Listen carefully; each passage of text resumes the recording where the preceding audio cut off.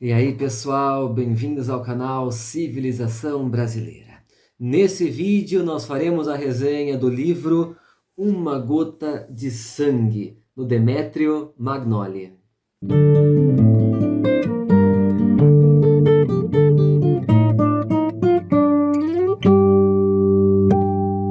Pessoal, já faz um tempo que eu utilizo esse canal para denunciar a tentativa empreendida aí por parte da academia de se importar para o Brasil o padrão birracial norte-americano. Ou seja, ou você é preto ou você é branco.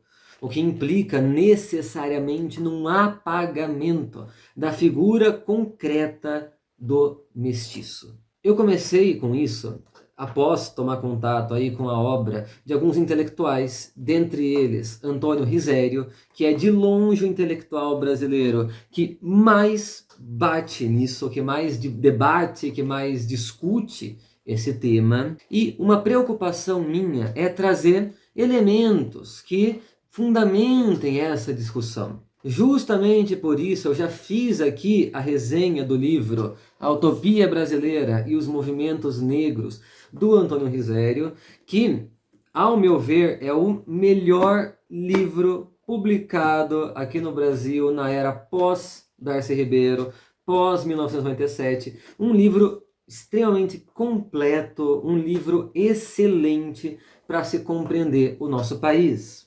É nessa mesma linha que eu trago aqui para vocês a resenha de Uma Gota de Sangue, História do Pensamento Racial, de Demetrio Magnoli. Já faz uns 2 anos, pessoal, que eu quero fazer essa resenha.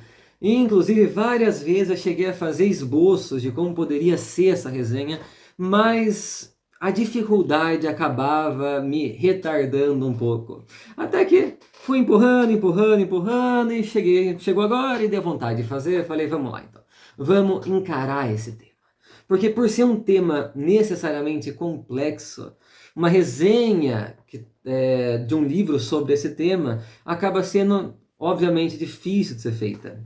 Porque são vários elementos que o autor traz para a discussão e muitos dos quais eu não posso abordar aqui por questão de tempo e muitos outros eu não posso simplesmente ignorar. Então uma resenha que dê conta da linha central do livro sem apequená-lo é muito difícil. Mas aqui estamos, né? Acredito que muitos de vocês já conhecem o Demetrio Magnoli. Ele é um jornalista muito famoso, trabalha para a Globo, escreveu diversos livros, está sempre escrevendo colunas, faz parte da equipe da Globo News, pelo menos fazia parte há algum tempo, né? Faz tempo que eu não acompanho. Então é uma pessoa da mídia. E já faz um longo tempo, quase 20 anos aí, que ele vem se envolvendo nesse debate racial no Brasil. E esse interesse dele começou, segundo ele diz numa entrevista, quando ele foi preencher, se não me engano, alguma matrícula da filha dele, algum papel relacionado à filha dele, e tinha lá a opção raça. E aquilo deixou ele intrigado. Como que a gente ainda utiliza o termo raça? Termo esse que, segundo ele defende aqui no livro, é um termo ideológico, é um conceito ideológico, ou seja, não possui nenhum fundamento na realidade. Não existem raças de seres humanos como existem de cachorros, de gatos, etc. Então aquilo deixou ele muito intrigado. E daí ele começou a mergulhar nessa temática e, como resultado, produziu esse livro, pessoal. Esse livro, publicado em 2009, eu comprei o meu na estante virtual, veio até com uma dedicatória, olha só que chique. É um livro completo sobre o tema, gente. Aqui ele, como diz o subtítulo, né, ele traça realmente uma história do pensamento racial e de uma maneira extremamente aprofundada. Ele toca em vários aspectos, ele se debruça sobre vários teóricos, de maneira que esse livro me surpreendeu demais, demais. Eu não tinha uma boa visão do Demetrio Magnoli, por causa de algumas opiniões políticas dele, das quais eu discordava quando eu era jovem, né, quando eu conheci ele, né, quando eu era adolescente. né, que foi quando eu comecei a ter contato aí, né, com as colunas dele e tudo mais, então tinha muita discordância, mas quando eu peguei esse livro, olha, eu achei realmente incrível. É um excelente complemento para esse livro aqui do Risério, né? Esses dois livros, pessoal, lidos juntos, fornecem uma excelente base crítica para o multiculturalismo. E aqui nós chegamos, né, começamos a entrar no livro dele, eu já quero apresentar aquela que é a tese central do livro. Nós temos então a importação do padrão birracial norte-americano e o apagamento da figura do mestiço aqui no Brasil. Beleza, isso está acontecendo, é um fato. Agora, de onde isso vem? Demétrio mostra que a base para esse empreendimento vem do multiculturalismo, que eu já vou definir aqui, né, nas palavras dele, beleza? Então, a base é o pensamento multiculturalista. Agora, isso não explica muita coisa. Qual é a base do pensamento multiculturalista? É isso que ele começa a investigar aqui. E ele chega à conclusão de que o fundamento do pensamento multiculturalista é o mesmo fundamento das teses do racismo científico, que é o que ele chama de paradigma da diferença, que reina nos Estados Unidos, em oposição a um paradigma da igualdade. Então, a tese dele é essa. O multiculturalismo e o racismo científico ali do século XIX e XX têm um mesmo fundamento, uma mesma base. E ele, no decorrer do livro, busca comprovar isso. Ele traz uma série de assuntos tangenciais e na hora mesmo de tratar aí da tese central dele, ele vai e volta, o que dificulta um pouquinho aí na hora de a gente fazer uma resenha sobre. Mas, beleza. Se nós importamos o padrão birracial dos Estados Unidos, nós precisamos entrar aí na história norte-americana, na história racial norte-americana, para ver como esse padrão birracial surgiu. Ele traz aqui a ideia de que a formação dos Estados Unidos carrega uma espécie de tensão entre o paradigma da diferença, que eu acabei de citar, e um paradigma da igualdade. Os dois se tensionam nessa formação dos Estados Unidos. O que seria isso? O paradigma da igualdade seria os valores universais, universalistas, trazidos pelo pensamento iluminista que está nas raízes daquela nação. Então, a liberdade, a igualdade, a fraternidade, tudo aquilo que se faz presente em letra na Constituição dos Estados Unidos. Então, isso está presente naquela cultura. Mas, por outro lado, né, na contramão disso, condições concretas acabavam impondo na prática um paradigma da diferença, da desigualdade. Esses valores universais se aplicavam única e exclusivamente àqueles que eram os americanos originais, brancos, anglo-saxônicos e protestantes.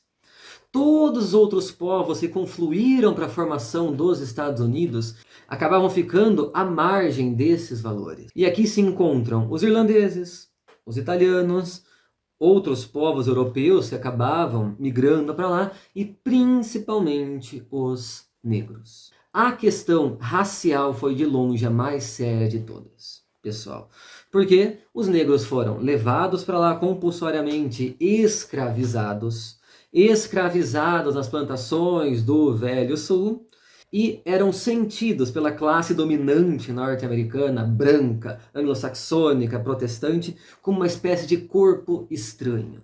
Então era difícil de serem assimilados, era difícil de serem encaixados ali. Desde cedo, então, surgem empreendimentos visando devolver esses negros para a África.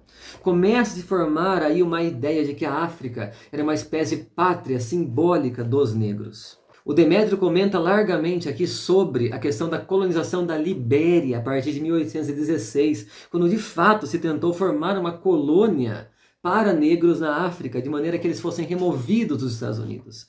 E essa questão racial, né, não devesse ser enfrentada. Essa noção da África como pátria dos negros vai ser assimilada pelo próprio movimento negro nos Estados Unidos, né, por setores do movimento negro nos Estados Unidos, e também pelo próprio multiculturalismo. Mas essa tentativa prática de transplantação em 1816 vai fracassar. Então a questão é como lidar com o birracialismo naquele sul. Nós temos a Guerra Civil, onde essa questão é colocada de forma muito agressiva, afinal, um dos motivos da Guerra Civil foi justamente o escravismo. E depois da Guerra Civil, nós vamos ter aqueles regimes redentores e aquela série de leis de segregação racial, as chamadas Jim Crow. E vai ser justamente esse o momento histórico em que surge o racismo científico e as teses eugenistas, muito fortes nos Estados Unidos. Muitos teóricos do racismo científico, da eugenia, virão dos Estados Unidos, pessoal, porque eles já tinham essa noção de pureza racial há muito tempo. Agora eles começam a elaborá-la cientificamente, é claro.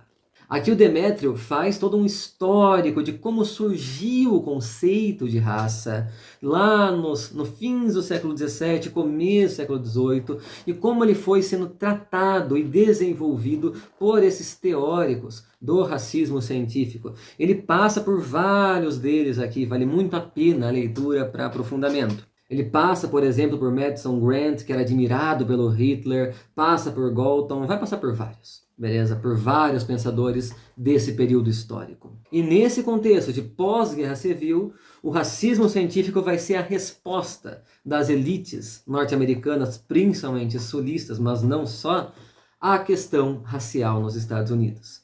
Daí vai ser elaborada a chamada One Drop Rule, regra de uma gota de sangue, que vai dar o nome, né, aqui para o livro, uma gota de sangue.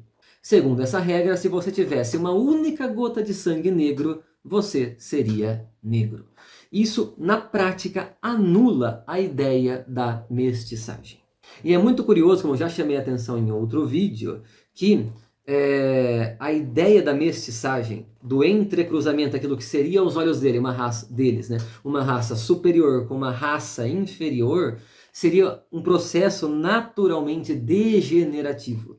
Ou seja, né, uma única gota de sangue negro faria da pessoa negra, apesar de ter não sei quantas gotas brancas, digamos assim. Ou seja, né, como a mestiçagem seria uma coisa degenerativa, um processo para o mal, para a degeneração do ser humano, naturalmente penderia para a raça tida como inferior.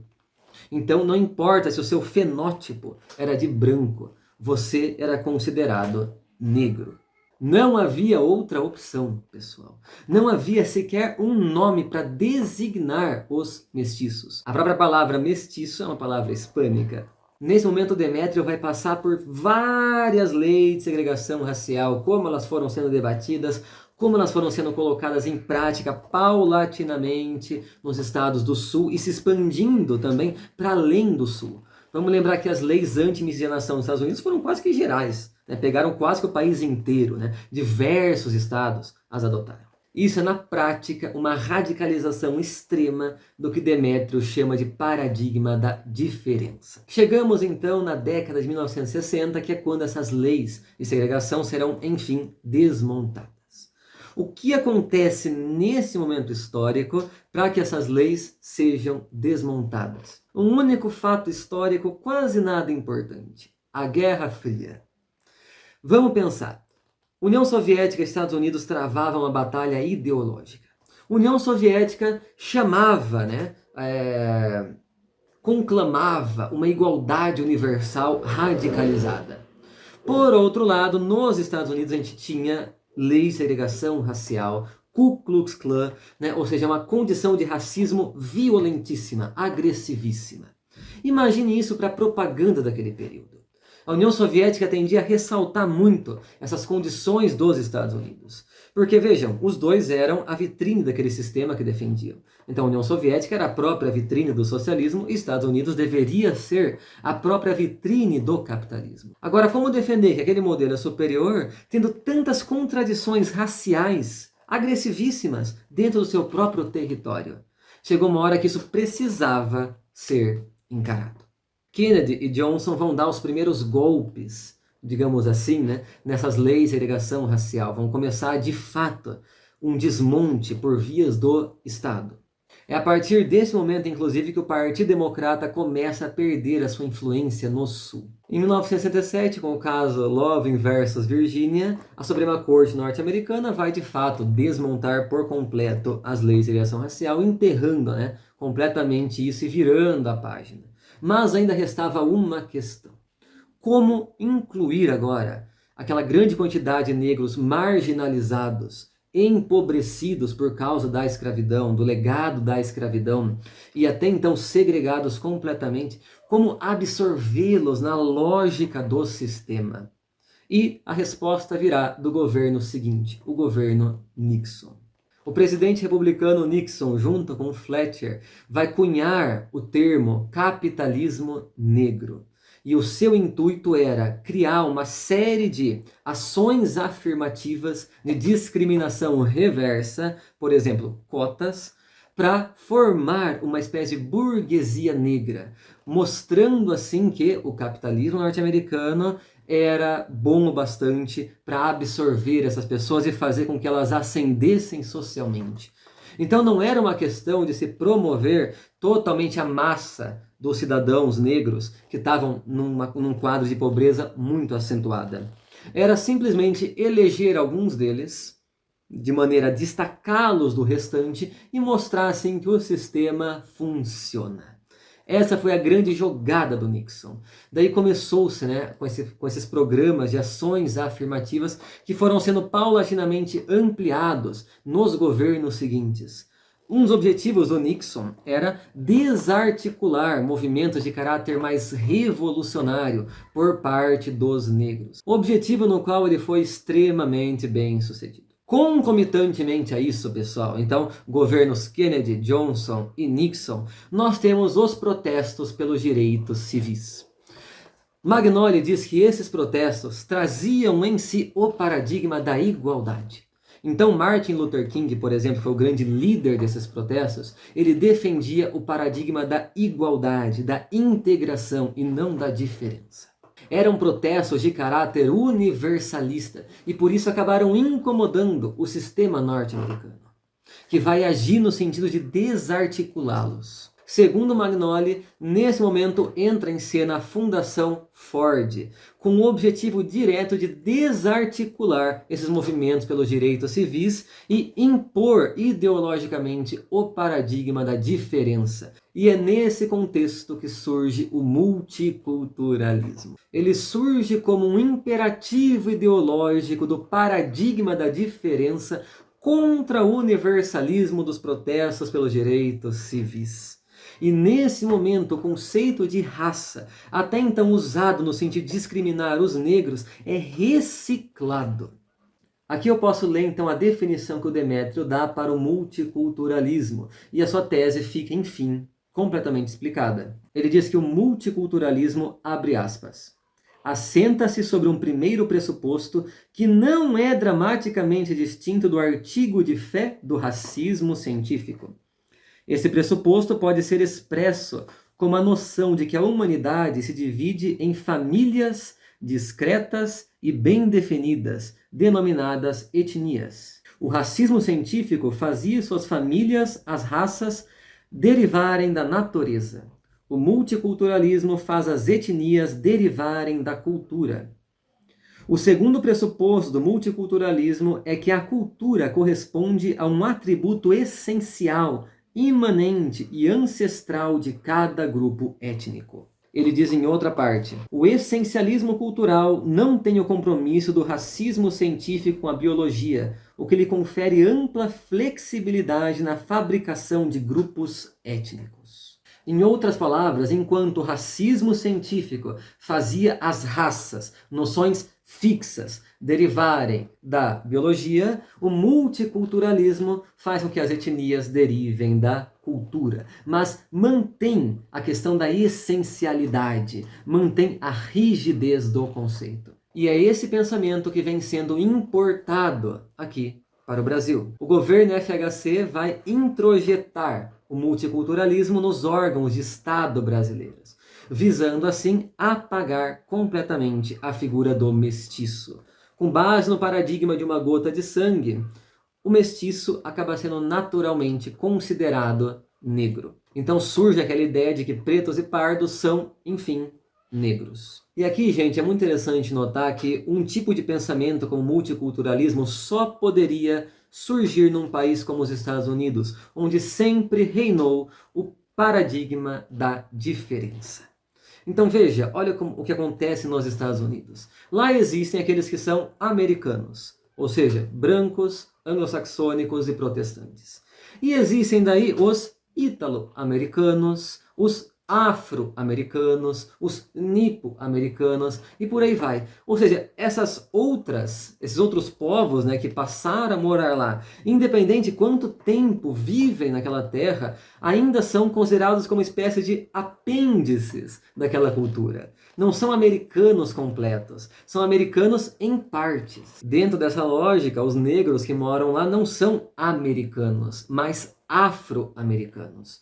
Ou seja, como se fosse um povo específico, delimitado, né, fechado em si, que habita aquelas terras, mas que sua ancestralidade diz respeito apenas à África. Ou seja, a África aparece como uma espécie de pátria imaginária, né, pátria coletiva geral de todos os negros. E essa noção vem sendo aplicada aqui. Nós que somos um país que não vivemos o paradigma da diferença. Aqui no Brasil a gente vive um assimilacionismo muito grande, uma mestiçagem muito grande. Daí o perigo da aplicação dessas teses ao Brasil. O problema de se importar uma visão teórica formulada dentro de outro país é que isso acaba prejudicando a nossa compreensão da nossa própria realidade. E é por isso que este livro aqui é tão bom. Desmascarando essa farsa do multiculturalismo, nos ajuda a compreender melhor o nosso próprio país, a nossa própria identidade, que sempre esteve atrelada à mestiçagem. Todos os grandes intérpretes do Brasil, desde o princípio, sempre atrelaram o ser brasileiro, a formação do povo brasileiro, à mestiçagem.